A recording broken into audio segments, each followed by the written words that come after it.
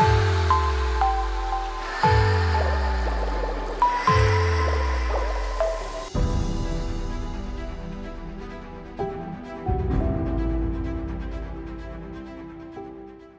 à tous pour votre présence aujourd'hui. Nous allons commencer par une vue générale de chacun d'entre vous, puis allons débattre ensemble sur les différentes questions de l'auditoire. Les présentations étant faites, place aux experts, en commençant par vous, Dominique. Dominique, pouvez-vous nous décrire la dynamique réglementaire actuelle au niveau européen entre pression, incitation et challenge, et aussi comment le digital y est aujourd'hui appréhendé? Merci beaucoup. Et donc, je vais parler de cette échelle réglementaire européenne en tant qu'opérateur et puis aussi en tant que citoyen. On en parlait il y a peu avec Frédéric. Alors déjà, en ce qui concerne les pressions environnementales qui sont prises en compte au niveau européen, c'est les mêmes qu'en France, fondamentalement. C'est à la fois la qualité et la quantité d'eau. La qualité d'eau sous le double aspect, la problématique des pollutions diffuses, mais aussi les pollutions ponctuelles, les pollutions avec les nutriments qu'on connaît bien, les pesticides, et puis aussi les polluants entre guillemets émergents ou les thématiques émergentes, les perturbateurs endocriniens ou beaucoup plus récemment les perfluorés. En ce qui concerne la quantité d'eau, les problématiques sont assez évidentes, effectivement, le manque d'eau et trop d'eau, les inondations. Tous sujets sur lesquels les élus à tout niveau sont désormais soucieux, et ça se répercute au niveau européen. Alors, la fabrique réglementaire européenne, il faut vraiment comprendre Bruxelles comme étant un monde à part, avec son propre langage et ses propres codes. La bonne nouvelle, tout de même, que je tiens à passer ici, c'est que Bruxelles a la masse critique pour faire le meilleur usage possible des expertises, qu'elles soient issues du domaine public ou du domaine privé. L'agenda européen aujourd'hui, c'est le Green Deal, on en a tous entendu parler, c'est-à-dire en gros tout ce que fait l'Europe pour les années 2021 à 2027, avec un nombre colossal d'initiatives d'ordre réglementaire et également financier, visant à faire une Europe plus verte et décarbonée, avec une accélération extrêmement palpable au niveau professionnel du nombre d'actes et des ambitions. On pourrait en parler, il y a notamment la taxonomie, qui est une manifestation tout à fait évidente. Alors, pour redescendre un peu plus proche de nos métiers, il y a évidemment toute la stratégie énergie. L'eau y est rarement mentionnée en tant que telle, mais je veux dire profondément impactée. Même chose pour l'économie circulaire. Par contre, la stratégie zéro pollution, très logiquement, l'eau y figure explicitement. On parlera peut-être tout à l'heure de la révision de la directive eaux usées urbaines, et il y en a d'autres. Il y a la stratégie farm to fork, désolé en anglais, donc ferme à la table en français. On parlait un petit peu des pollutions diffuses, mais c'est effectivement au cœur de ces objectifs. Qui sont les principaux traits de ce que cherche à faire l'Europe en matière effectivement, de verdissement de l'économie. J'y ajouterai 2 points quand même si c'est des textes qui sont déjà passés, la révision de la directive eau potable qui doit maintenant être déployée, et puis la régulation sur les eaux usées utilisées en irrigation. En plus, en matière de digital, spécifiquement, la Commission veille à ce que tous les opérateurs publics et privés aient les moyens d'utiliser le digital pour ces agendas dont je viens de parler. Alors concrètement, ça veut dire quoi? L'Europe se préoccupe des infrastructures, de la présence d'infrastructures, également que les acteurs aient ce qu'il faut en matière de fourniture, en matière de puces. Donc voilà le côté matériel, côté immatériel maintenant. Rapidement, l'Europe veille aussi à la réglementation, à l'interopérabilité des plateformes, toutes ces notions. On a entendu parler de la RGPD, donc la protection et le partage des données, qui sont des dimensions extrêmement structurantes. Il ne faut pas oublier non plus la lutte contre les situations de monopole assez visibles dans le domaine digital. Je n'oublie pas non plus la cybersécurité. Je pense qu'on aura l'occasion d'en reparler, je ne m'étends pas là-dessus.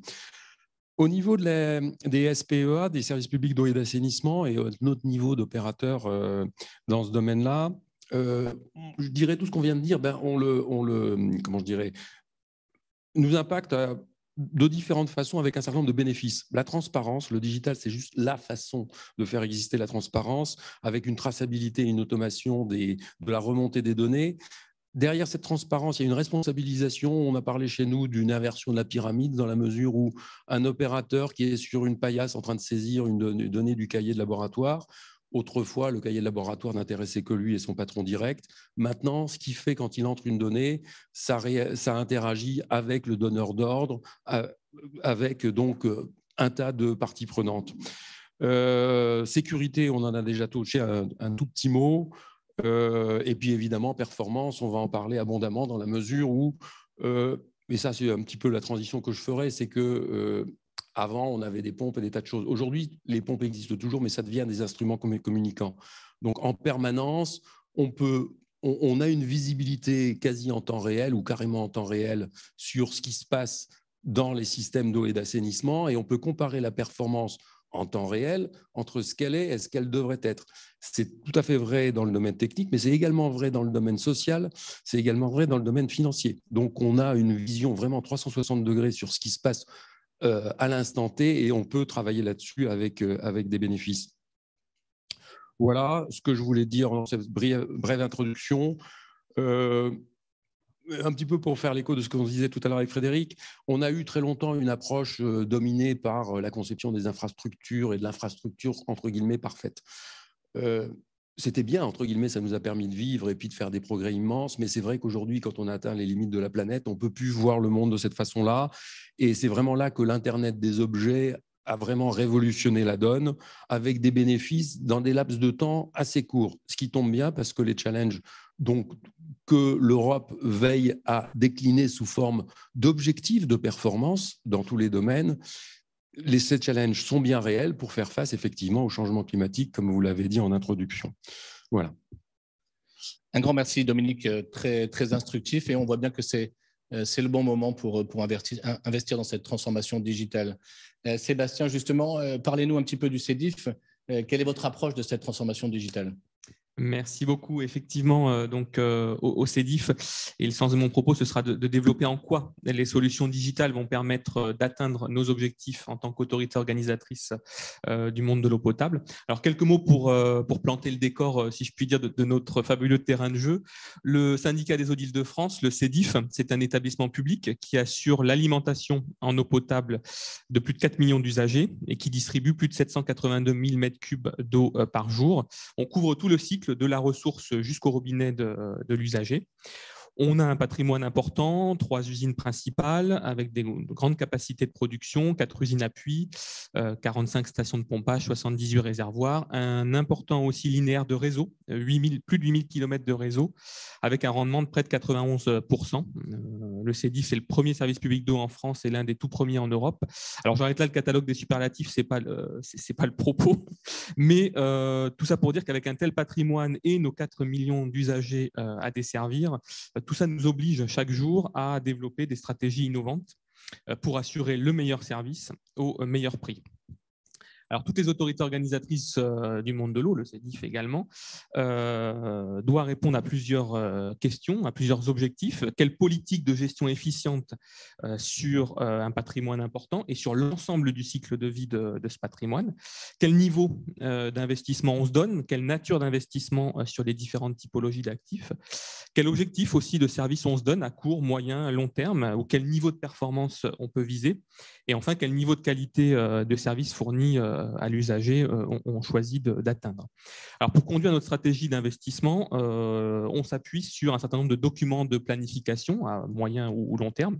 Et à ce titre, on vient de voter, enfin, nos élus viennent de voter en décembre dernier, le plan pluriannuel d'investissement 2022-2031. Donc, c'est la déclinaison opérationnelle des investissements du service public de l'eau sur les 10 prochaines années, avec une vision à long terme, donc, en matière de traitement d'eau et de gestion patrimoniale des ouvrages et des canalisations. Alors, ce PPI, il est particulièrement ambitieux.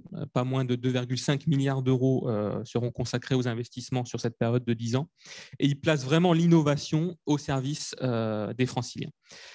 Il s'articule, je ne vais pas préciser ici tous les objectifs, mais en écho avec la thématique de cette table ronde, il s'articule notamment autour d'une ambition forte qui est celle de développer la vision smart, intelligente, du service. On l'a appelé le Smart CEDIF au service de nos usagers. Alors, ce Smart CEDIF, il se décline à différents niveaux. Améliorer la performance des installations, notamment le réseau et son fonctionnement. Améliorer également la relation à l'usager, tous nos types d'usagers, qu'ils soient abonnés, non abonnés, collectivités, industriels, par la refonte d'un certain nombre d'outils de gestion à destination des consommateurs.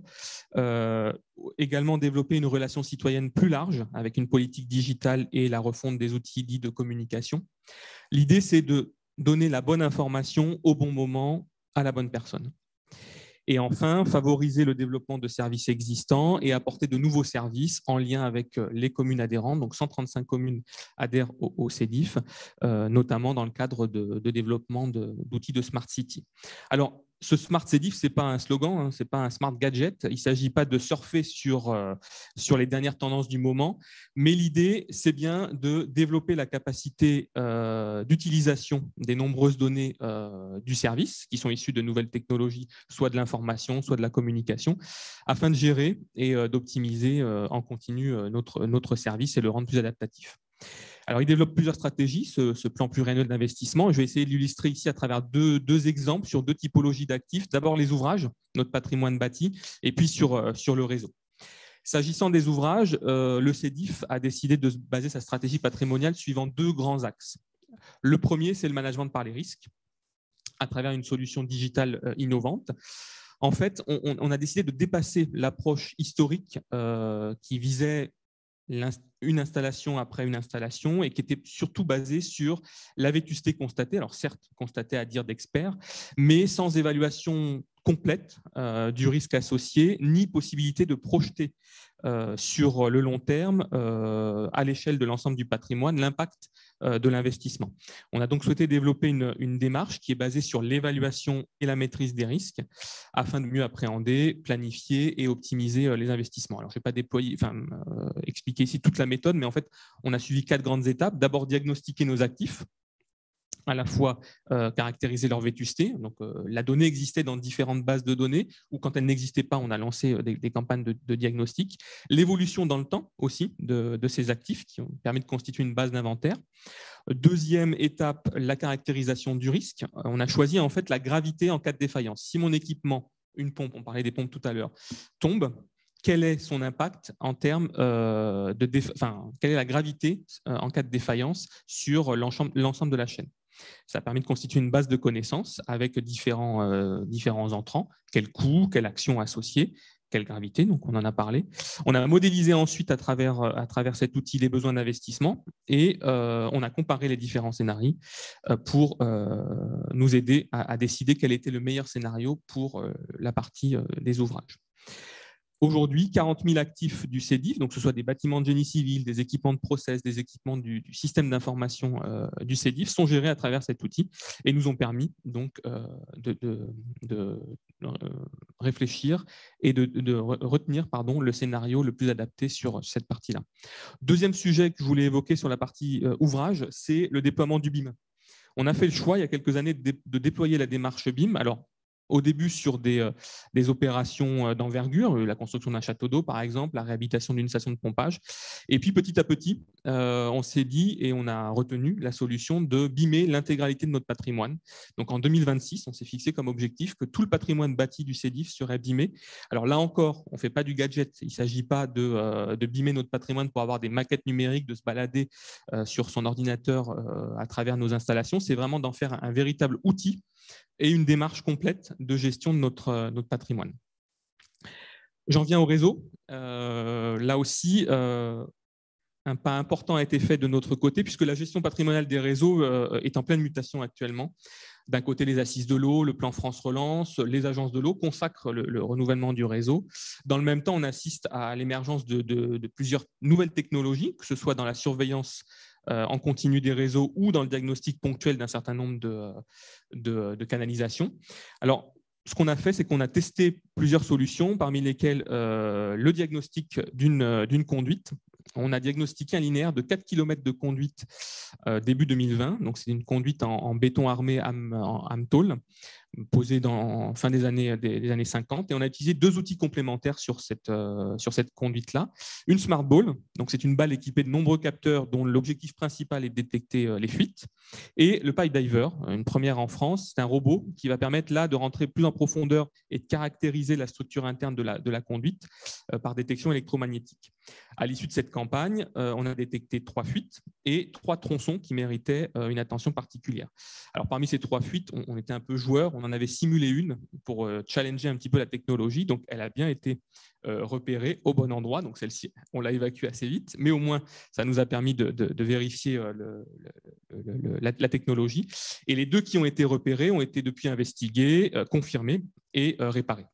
Sur les tronçons présentant des ruptures de spire, donc de la structure interne de la conduite, la conclusion de l'étude, ça a été de surveiller plutôt que de remplacer. Donc, on voit bien ici qu'on se déplace d'une politique préventive à une politique plus prédictive. On pourra y revenir plus tard.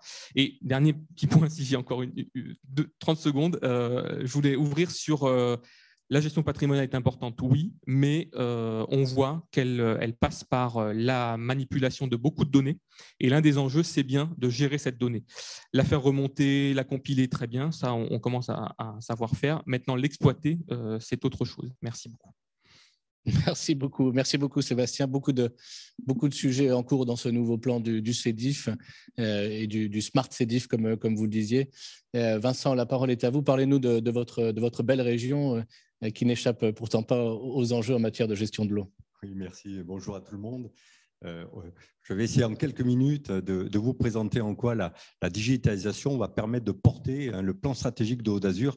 Mais comme tu le dis au préalable, il faut expliquer le contexte. Et donc, Haute d'Azur assure pour le compte de la métropole Nice-Côte d'Azur la gestion de l'eau et depuis le 1er janvier 2022 de l'assainissement pour les 51 communes de la métropole. Alors, la métropole Nice-Côte d'Azur est située sur les territoires du 06, des Alpes-Maritimes, qui est peut-être le plus beau territoire de France, mais on va faire des jaloux sûrement, et qui surtout compile un certain nombre de caractéristiques. Il y a la montagne, la haute montagne, il y a le littoral. C'est une des régions où il y a le plus d'ensoleillement, 90% de jours ensoleillés, et une température moyenne de 16 degrés. Donc, c'est une région très agréable, bien évidemment, mais qui, en contrepartie, subit des événements climatiques forts, notamment des pluies méditerranéennes et le passage de la tempête Alex en octobre 2020 en a été un triste exemple, mais aussi des canicules et des sécheresses très fortes. Et donc, la métropole Nice-Côte d'Azur a développé un savoir-faire en termes de gestion de crise et évidemment, sa régie d'eau et d'assainissement doit suivre cette compétence en termes de gestion de crise. Et donc, je dirais, elle a développé une stratégie, même si elle est jeune, qui est maître mot anticipé. Et donc, sur ce mot d'anticiper, a été choisi un plan stratégique en 6 points.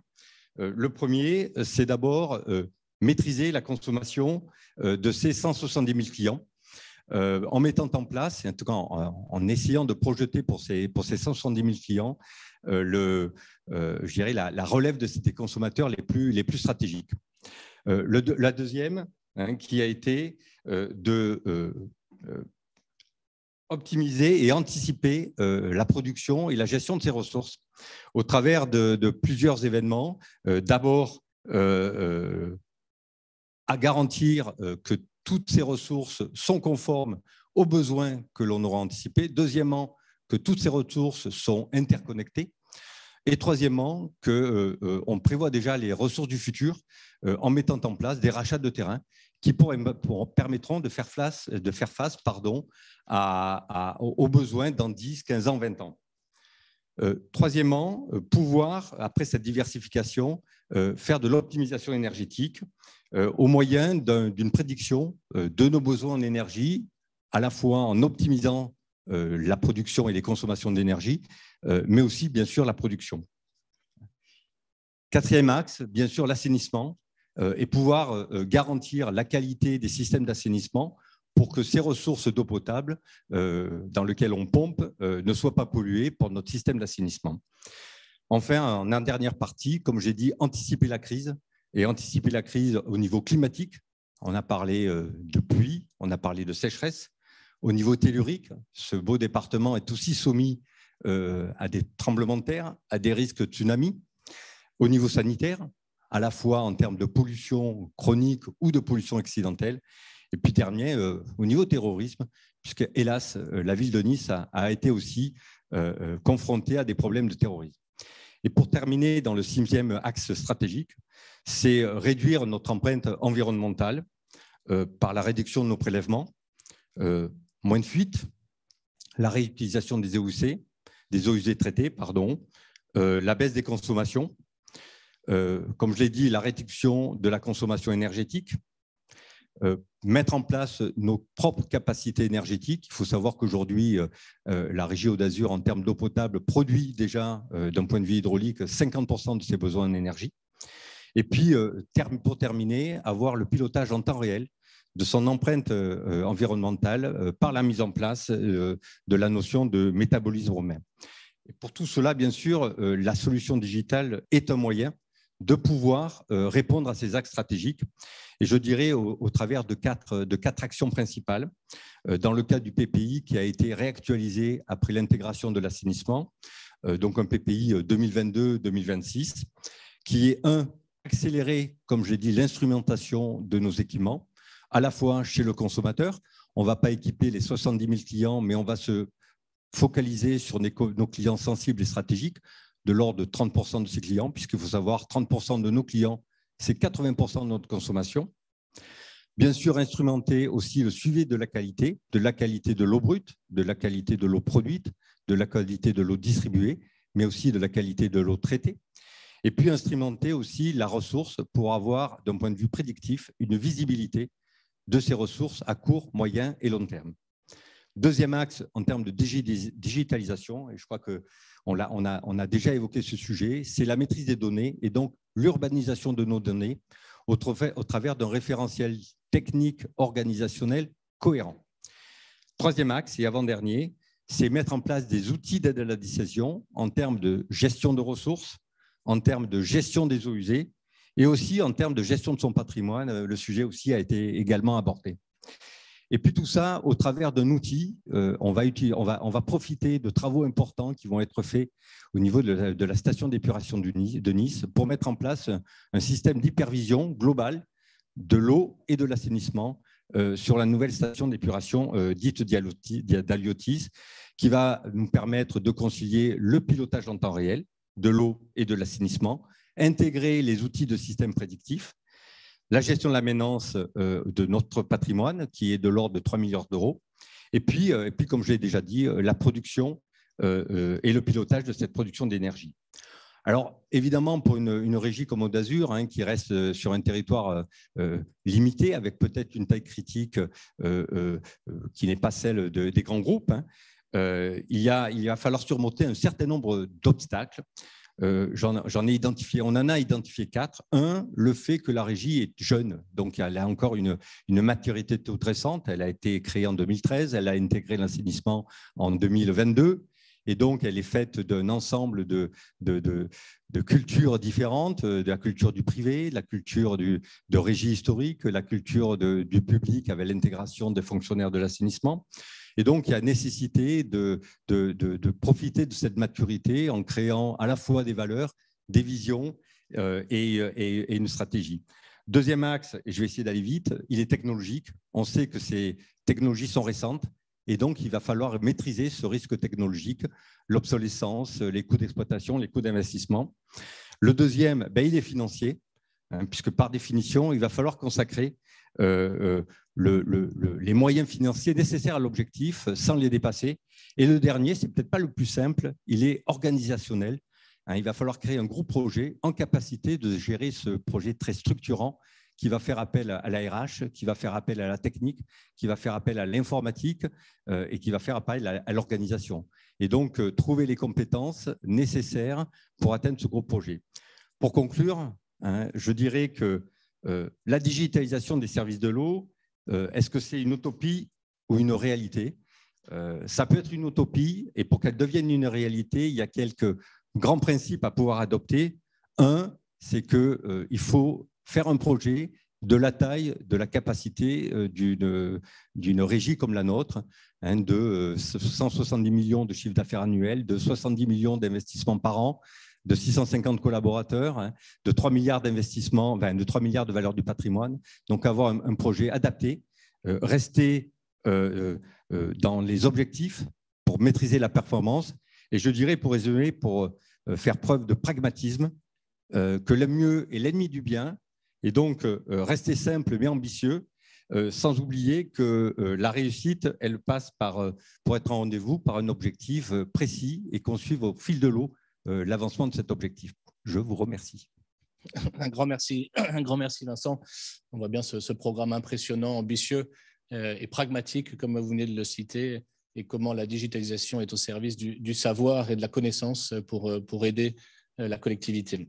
Déjà des questions sur le sujet, mais avant de basculer sur les questions, Frédéric, pouvez-vous nous parler des avancées technologiques justement et comment des fournisseurs de solutions digitales comme Xylem peuvent accompagner les services de l'eau?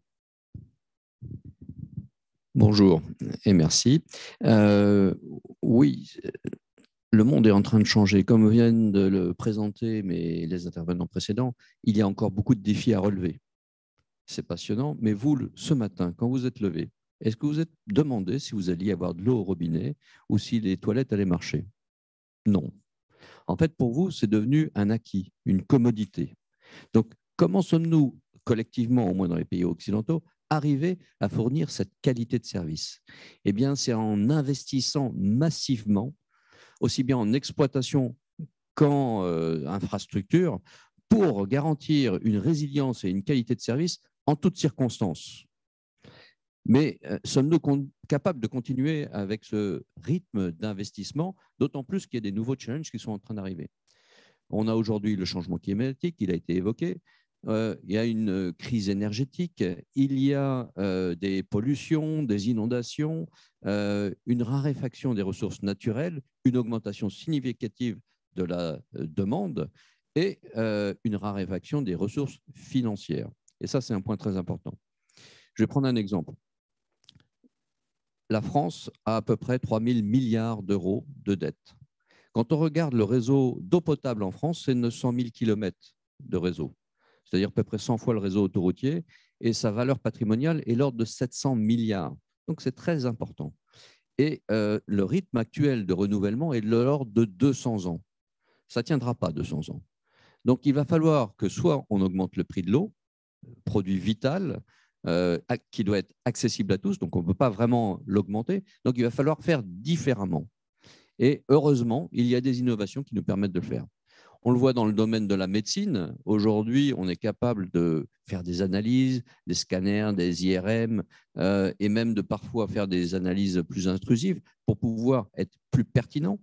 Eh bien, dans le domaine de l'eau, c'est pareil. Comme ça a été mentionné, le CEDIF, Haute-Paris, d'autres intervenants ont déjà testé ces nouvelles technologies qui permettent, grâce à des équipements comme la Sparkball ou le Pipe Diver, d'aller à l'intérieur de la conduite en service et de faire un diagnostic pertinent qui permet de savoir où sont les fuites, et on perd encore 20% d'eau en moyenne en France, et de savoir quels sont les tronçons qu'on va devoir renouveler. La ville de Tarragone en Espagne avait prévu de renouveler 70 km de conduite parce qu'ils avaient eu des catastrophes et c'était une conduite vitale. Finalement, après ces inspections, ils n'ont eu à remplacer que 25 tronçons de quelques mètres. Vous voyez l'énorme économie qui peuvent être réalisées grâce à ces innovations. C'est dans cette direction que nous devons aller. Alors, les innovations, aujourd'hui, permettent d'impacter tout le cycle de l'eau. Il faut aller les chercher dans d'autres industries qui les ont déjà mises au point, qui les ont déjà testées, qui ont déjà payé le coût initial de l'innovation. Nous devons les adapter. Il faut aller voir l'industrie des télécoms, tout ce qui permet de mettre un concentré de technologie dans les montres connectées, etc., etc. Et bien sûr, dans le monde de l'informatique.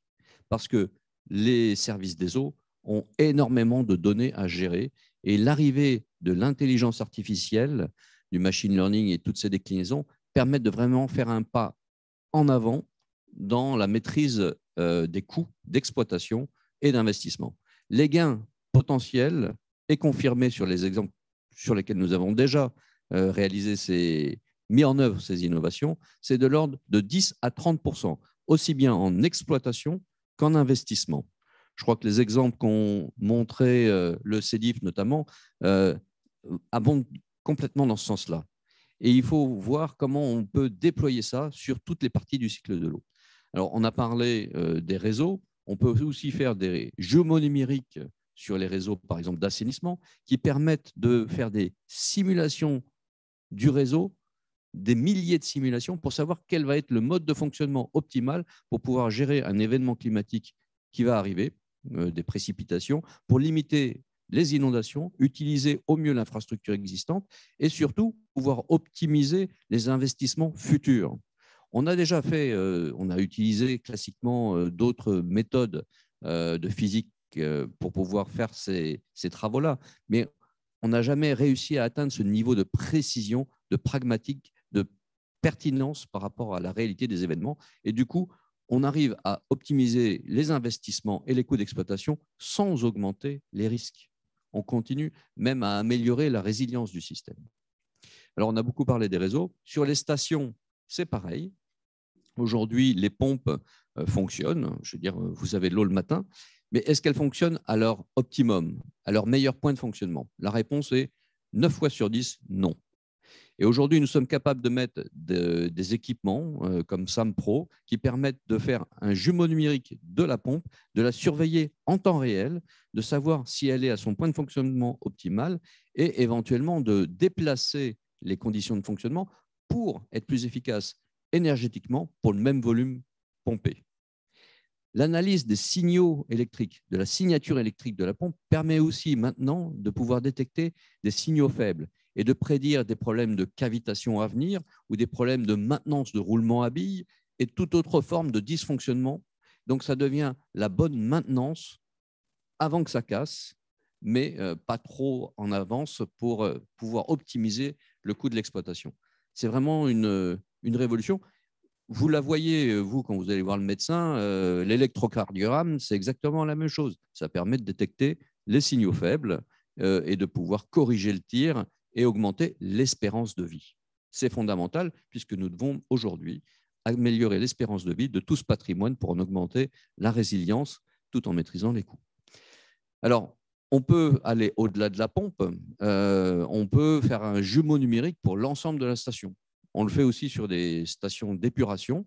Là encore, ce jumeau numérique permet de simuler des dizaines de milliers de scénarios par minute et de pouvoir choisir le meilleur réglage de la station et donc d'anticiper les dérives.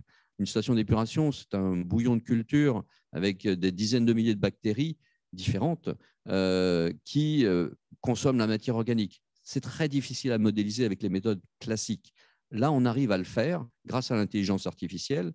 Et les économies sont significatives, 10 à 30% sur l'énergie, les produits chimiques. Mais ce qui est encore plus rassurant, c'est de voir que ça améliore la résilience de la station. La ville de Hambourg, quand elle a utilisé cette technologie, l'a fait non pas pour faire des économies, ils n'en étaient pas mécontents, mais ils l'ont fait surtout pour améliorer la résilience. Ils avaient beaucoup de personnes qui allaient partir en retraite et le jumeau numérique, l'assistant digital, a permis de capitaliser le savoir-faire pour permettre aux jeunes arrivants d'être accompagnés dans la gestion optimisée de la station. C'est vraiment une belle révolution qui garantit le respect des normes réglementaires. Alors, je pourrais vous citer encore de nombreux exemples, mais le véritable enjeu, c'est pourquoi est-ce qu'on ne le fait pas partout? C'est parce qu'il y a une résistance au changement. On voit que les choses fonctionnent, on n'a pas besoin de tout changer. Si, on a vraiment une contrainte parce qu'il y a urgence à améliorer la performance. Et donc, nous devons collectivement mettre en œuvre ces innovations. Comment le faire? Quand j'étais exploitant, j'ai eu tendance à aller voir vers les spécialistes du digital. Et on a passé beaucoup de temps à leur expliquer notre métier et c'était d'une efficacité relative pour un coût élevé. Donc, on considère aujourd'hui qu'il vaut mieux partir de gens qui sont dans le domaine de l'eau, des industriels qui construisent les équipements, qui connaissent les données produites par les équipements, qui sont capables de les additionner pour pouvoir fournir un service complet qui permettra aux exploitants de mettre en œuvre cette révolution. C'est un véritable partenariat. Merci beaucoup, Frédéric. En quelque sorte, la digitalisation au service de la réduction des coûts de fonctionnement et l'optimisation de l'investissement, c'est un beau programme et des technologies sont déjà là. Donc, nous allons passer maintenant aux questions. Une première question technique, vous parliez de frein au changement, Frédéric. Un frein classique qui est souvent évoqué, on parle d'open data, de cybersécurité. Comment voyez-vous les enjeux de la mutualisation et de la sécurisation de ces données? Peut-être Sébastien, si vous voulez bien intervenir là-dessus, et Dominique en suivant. Oui, enfin, sur l'open data, peut-être pour commencer, effectivement, donc c'est un enjeu, oui, c'est même une obligation pour les collectivités territoriales de mettre à dispo un certain nombre de données. Alors, pour les services publics d'eau potable, d'assainissement aussi, il y a un enjeu, c'est quel type de données mettre à disposition du grand public, parce que dès lors qu'elle est à disposition sur Internet, elle est accessible au monde entier. Donc, c'est aussi en fonction de la nature de la donnée. Et au CEDIF, donc, on a engagé une réflexion autour de 2 axes sur cette open data. Le premier axe, donc, c'est vis-à-vis de nos collectivités adhérentes qui, elles, sont déjà à la pointe pour certaines d'entre elles sur ces sujets open data, qui ont monté leur portail d'open data. Donc, l'idée, ce n'est pas de constituer un portail à côté, c'est de plutôt mutualiser avec les portails existants. Et le deuxième sujet, c'est plutôt pour des cas d'usage spécifiques au CEDIF, des autorités organisatrices et maîtres d'ouvrage. Donc là, de partir plutôt sur des appels à projets ou des concours d'innovation, par exemple, où là, on mettrait à disposition un certain nombre de données pour le monde des startups de ce domaine-là, pour développer des applications spécifiques qui serviraient au CEDIF. Sur le sujet de la cybersécurité, forcément, dès lors que les données sont disponibles ou même dès lors qu'un système d'information est déployé, il y a forcément ce risque-là qu'il faut prendre en compte. Ce risque, ça nécessite des moyens financiers à y consacrer, de plus en plus importants, et puis des moyens humains aussi. C'est des questions de compétences et de veille sur ces sujets-là qui évoluent très, très vite. La question n'est pas tant de savoir quand est-ce qu'on aura une attaque, c'est plutôt de savoir, la question n'est pas de savoir si on va avoir une attaque, c'est de savoir quand elle arrivera et de l'anticiper au maximum. Voilà. Merci Sébastien. Dominique, un commentaire sur le sujet de la sécurité des données, mutualisation des données? Pas énormément plus de commentaires que Sébastien à l'instant. Sur la cybersécurité, il y a une dimension réglementaire. De plus en plus, c'est quelque chose qui est à juste titre qui est encadré. Donc, je dirais les maîtres d'ouvrage doivent prendre des dispositions et les prestataires de services, entre guillemets, s'organiser en conséquence.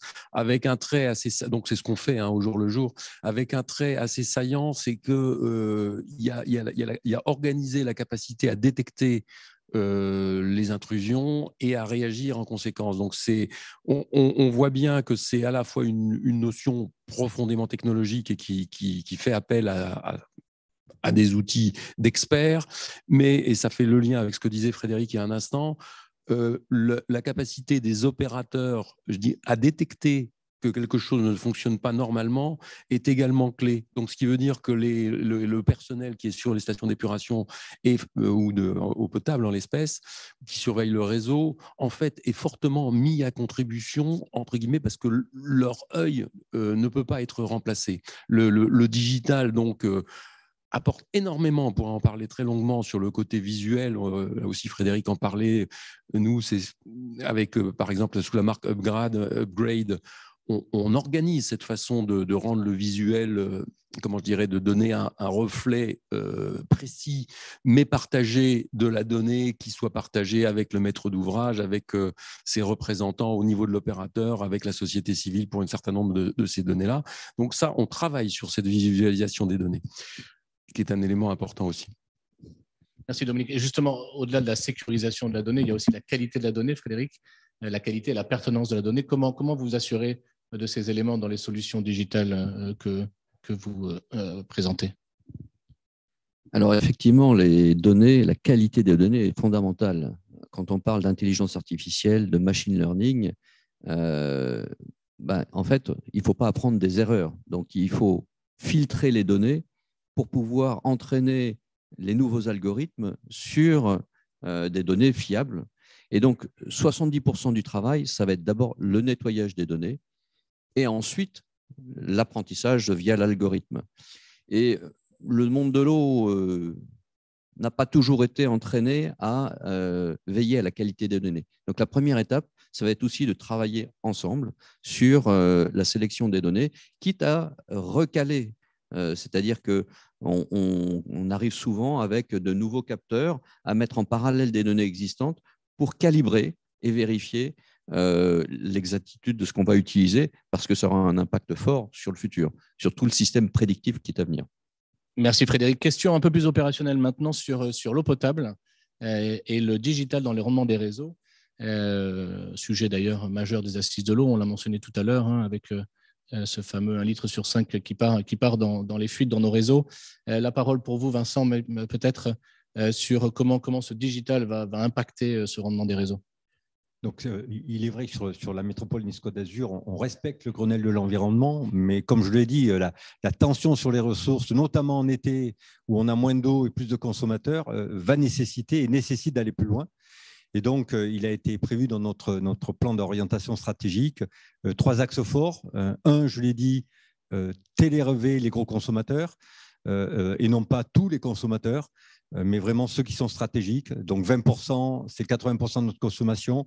Il faut qu'on ait une vision très précise de comment ils consomment, de pourquoi ils consomment, pour à la fois adapter notre production, mais aussi les inciter à moins consommer.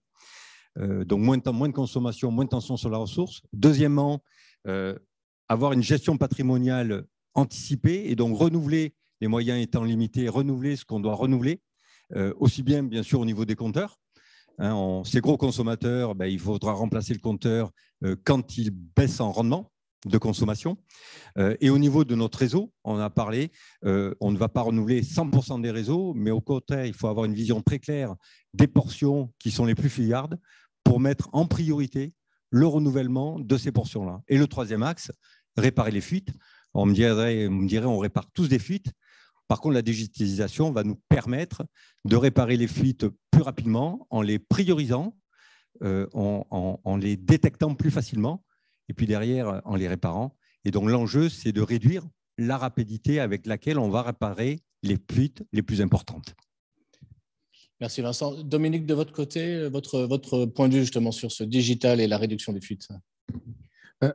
Le digital a tout changé pour ce qui est de la réduction des fuites, puisque on est passé d'un système où il n'y avait pas le digital, donc les fonds de plan étaient manuels, à un système où, au fond, tout est digitalisé, puisque le patrimoine, il est digitalisé, ou s'il ne l'est pas encore tout à fait, il faut terminer. C'est d'ailleurs un sujet où la précision de la donnée a son importance, ô combien. Mais néanmoins, on part d'une situation où, en règle générale, on a une très très large partie du patrimoine qui est digitalisé. On a donc ces objets communicants un peu partout dans le réseau, donc des pompes et des débitmètres qui nous donnent une information précise. Vincent en disait quelques mots. Une information également, un pas de temps très court sur les gros consommateurs. Donc finalement, des informations quasi temps réel ou temps réel qui nous permettent, ce que disait Frédéric, de calculer quels sont les débits, les pressions normales en tout point du réseau à tout moment. Et donc, l'approche en elle-même n'a pas tellement changé. C'est les vieux travaux, entre guillemets, de l'IWA sur l'équilibre entre l'offre et la demande, la balance, comme on le dit en anglais, reste en fait la façon dont on procède. Simplement, cette balance, cet équilibre qui était réalisé pour quantifier les fuites qui pouvaient être faites une fois de temps en temps, entre guillemets, maintenant, c'est disponible à l'échelle quotidienne ou quasiment. Donc, on a une vision extrêmement précise. Alors, avec plusieurs retombées. Une première retombée, c'est au niveau du dispatching. Je veux dire, les équipes peuvent être envoyées là aussi en temps réel, intervenir là où on sent que ça dysfonctionne et qu'on peut améliorer les choses. Donc une bien meilleure efficacité, ce qu'on disait tout à l'heure, à ISO-coût quelque part. Hein. Je veux dire, on a les mêmes opérateurs, simplement ils vont là où c'est le plus urgent d'aller et on est en mesure entre guillemets, de suivre ça de façon parfaitement précise et d'optimiser leur rotation et ainsi de suite. Il y a également des outils de détection des fuites, allant jusqu'à l'investigation sur l'état du patrimoine, mais évidemment tout ce qui est les capteurs acoustiques, etc., qui permettent là aussi, en temps réel ou quasiment, d'avoir des informations où il y a des fuites. Et donc, de la même manière, d'intervenir le plus tôt possible, je dirais, par rapport à la fuite, pour limiter l'eau perdue. Je mentionne aussi rapidement d'ailleurs la gestion de pression. également rendu possible avec finesse grâce à cette vision sur le sujet. Donc finalement, une multitude d'outils qui fait que la gestion du taux de fuite qui s'est imposée à l'agenda, pour les raisons qu'on vient de voir d'une façon générale, mais avec beaucoup d'acuité effectivement en zone de tension sur la ressource. On dit mais c'est juste pas possible de continuer à perdre de l'eau comme ça. Le digital a vraiment complètement changé l'approche. Le digital amène cette anticipation et Sébastien, vous parliez justement de passage même du préventif au prédictif. Est-ce que vous voulez nous en dire un petit peu plus ? Oui, effectivement. Le curatif est derrière nous depuis longtemps. Jusqu'à présent, nous, au CEDIF, on était sur un mode préventif. Donc, on était vraiment sur cibler des classes de matériaux ou des classes d'âge de pose ou des contraintes particulières des environnements particuliers. Donc ça, on a bien avancé dessus puisqu'il nous reste quelques pourcents de conduite à traiter suivant ces aspects-là. Et puis, les nouvelles technologies nous aident à passer donc de ce préventif au prédictif. On l'a un peu dit aussi tout à l'heure, c'est vrai que nous, quand on a lancé l'opération Smart Ball Pipe Diver, c'était à la fois pour tester une technologie, mais surtout pour optimiser l'investissement. Ces 4 km, on ne les a pas remplacés. Donc, c'est plusieurs millions qui étaient affectés à cette conduite des N600 sur 4 km, qui ont été réaffectés sur d'autres conduites avec plus de pathologies ou avec plus de besoins. Donc ça, c'est aussi important et ça répond à ce côté prédictif. Ce que je voulais ajouter aussi, c'est que en lien avec les usagers, 4 km non remplacés parce que les tronçons n'étaient pas si affectés que ça. C'est 4 km de tranchées ouvertes en moins pour les communes. C'est 4 km de tranchées ouvertes en moins pour les usagers à leur portail tous les soirs et tous les matins. Donc ça aussi, c'est important. Et ce que je n'ai pas dit non plus, c'est que ces technologies-là, elles se font en maintenant la continuité d'alimentation en eau potable. Ces robots, ils cheminent dans la conduite sans arrêt d'alimentation. Donc, il n'y a aucun impact également pour les usagers quand on lance ce type de technologie. Donc, finalement, c'est tout bénef. Et l'euro investi, il est investi de manière beaucoup plus efficiente sur d'autres types d'actifs. Merci beaucoup, Sébastien. Il reste pas mal de questions sur l'eau potable, mais je voudrais qu'on passe aussi de l'autre côté du cycle de l'eau, Frédéric, et avoir votre point de vue sur la partie assainissement. Comment ces solutions digitales peuvent aussi impacter rapidement et durablement la partie assainissement. C'est magique, presque. Moi, quand j'étais exploitant, on a testé une pompe de Xylem qui s'appelle la Concertor et qui intègre dans son fonctionnement toute cette nouvelle intelligence digitale. Elle permet d'économiser au moins 20% d'énergie sur son fonctionnement en mesurant en permanence la hauteur d'eau qui est au-dessus, etc. Je vais vous passer les détails, mais le résultat, c'est 20% d'économie d'énergie. Et elle permet aussi d'économiser 70% des interventions. C'est-à-dire que ces pompes-là, en domaine eau usée, se bouchent régulièrement parce qu'il y a des serpillères, il y a beaucoup de choses qui se retrouvent dans les eaux usées et ça nécessite un déplacement d'une équipe d'intervention. Eh bien, ces pompes-là arrivent à prédire à quel moment elles vont se boucher et mettre en œuvre une stratégie de débouchage automatique grâce à des nouveaux types de roues ou grâce à une inversion, etc. Donc, ce sont vraiment des outils, les outils eux-mêmes deviennent prédictifs et intelligents et ils contribuent à notre effort collectif de protéger ou de réduire la consommation d'énergie. Après, on peut passer au niveau du réseau, proprement dit. On est capable de faire des jumeaux numériques pour l'ensemble des réseaux, j'en ai un peu parlé tout à l'heure, et sur les stations. Donc, chaque maillon de la chaîne peut bénéficier et doit bénéficier de ces nouvelles technologies. Je dirais même que ça devrait presque être obligatoire, mais bon, il faut un temps de mise en œuvre, de conviction et d'accompagnement, par conséquent, de tous les exploitants. Mais aujourd'hui, nous pouvons réellement gagner 10 à 30% d'énergie sur le fonctionnement des services d'assainissement, et c'est énorme. L'énergie, c'est quand même le premier poste de charge après les salaires dans les coûts d'exploitation. On est une société de transport, on amène l'eau chez les gens et on récupère l'eau de chez les gens. C'est un cycle complet.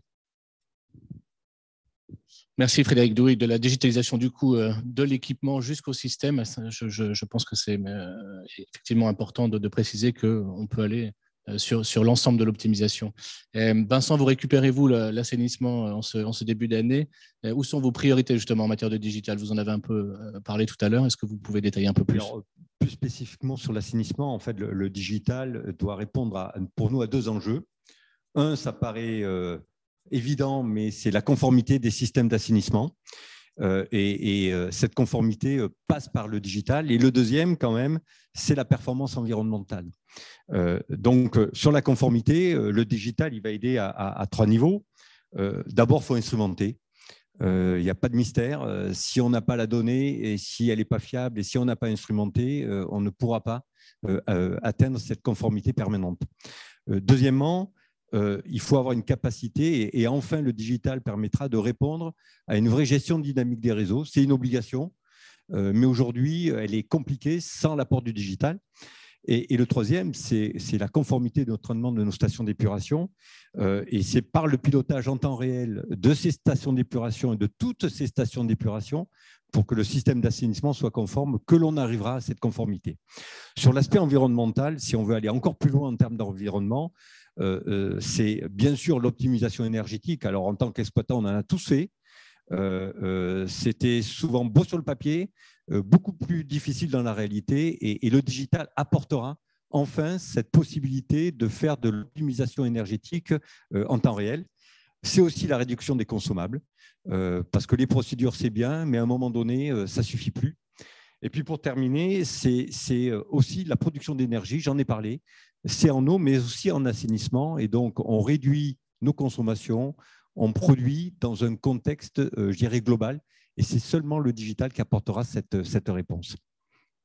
Merci Vincent. Et justement, si on revient à l'aspect réglementaire, Dominique, il y a une révision importante cette année sur la directive des eaux usées. Comment justement le digital y est appréhendé ? Exactement comme ça vient d'être dit fondamentalement. Que la Commission européenne donc, a listé avec les parties prenantes une vingtaine de sujets sur lesquels la directive eaux usées actuelle peut être révisée, améliorée pour la protection de l'environnement et de la santé. Donc, entre guillemets, n'importe quel sujet ayant trait à l'assainissement auquel vous pouvez penser, la Commission s'interroge sur l'optimum à atteindre, que ce soit sur, on peut parler de l'assainissement autonome, on peut parler de la gestion du pluvial ou de l'assainissement en temps de pluie, on peut parler du traitement des perturbateurs endocriniens. Tous ces sujets-là, aujourd'hui, sont sur la table.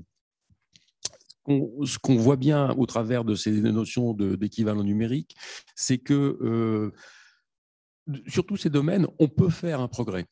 On peut faire un progrès, évidemment, sur les consommations énergétiques. Ça fait partie, entre guillemets, de l'agenda. L'Europe vise la neutralité carbone à l'horizon 2050.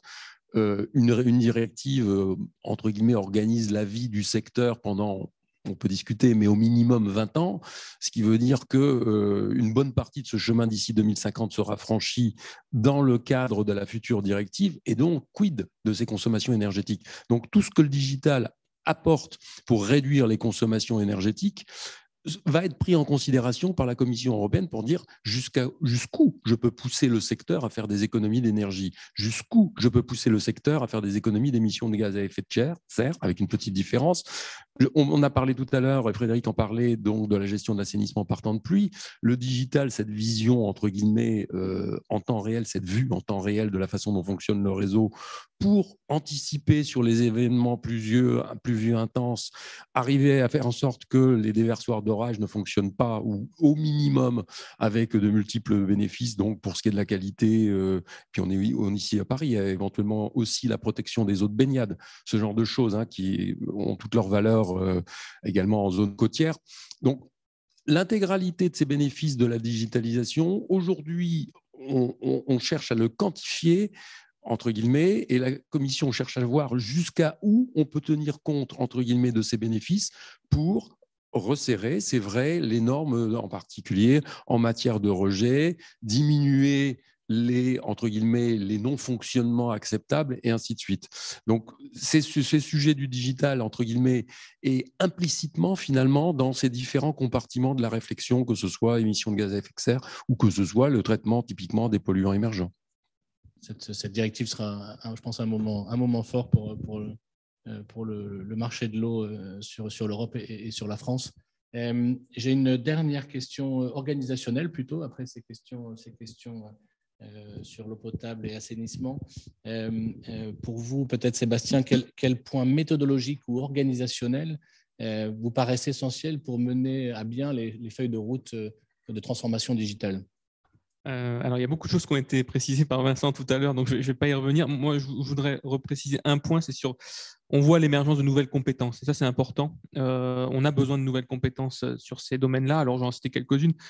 Des chefs de projet BIM, ça n'existait pas. Des data analystes, on a besoin de data analystes. On a parlé de l'importance de la donnée. Derrière, c'est OK, je la compile, je l'exploite, et donc on a besoin de ces compétences-là. Et puis, pour aller plus loin sur le sujet de la donnée, peut-être des profils ou des postes autour de la gouvernance de la donnée dans nos entités respectives, qui est un service ou une mission qui gérerait cette partie gouvernance de la donnée. Après, donc, ça a été déjà dit, mais donc effectivement des référentiels communs, une interopérabilité des différents outils. Il ne s'agit pas de développer pour chaque cas d'usage un outil, sinon ça ne marche pas. Et puis, de la co-construction. Le CEDIF est une autorité organisatrice qui a confié la gestion de l'exploitation à un opérateur privé.